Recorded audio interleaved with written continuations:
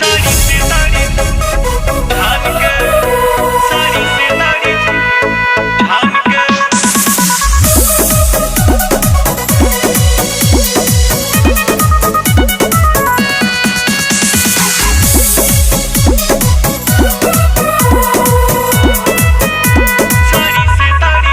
खूबे लागता धूपे चुपे बैठल बानी तोहर पानी पिए लाया रैठल बानी। खूबे लागता धूपे चुपे बैठल बानी तोहर पानी पिए लाया रैठल बानी। लगता बाबा चला हम जान के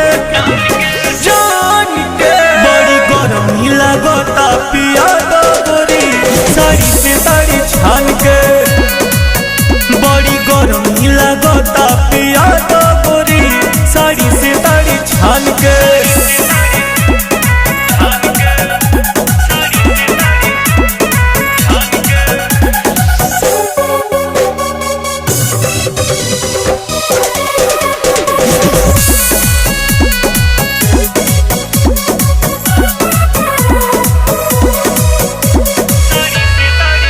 रेट का बाटे हरी तोरे लबनी के हो बोला देवेलू भाव का बसभनी के हो। रेट का बाटे हरी तोरे लबनी के हो बोला देवेलू भाव का बसभनी के हो। पूरा लबनी पिया ताड़ी खान के बड़ी गरमी लागता पिया गोरी साड़ी से साड़ी छान के।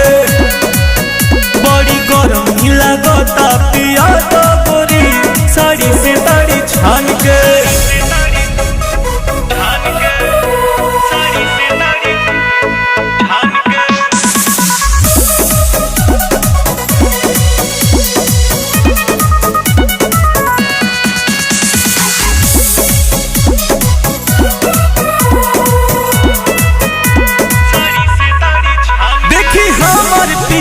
नहीं तोर सेलू हो खाली झूठो के रजनीश पर सेलू हो।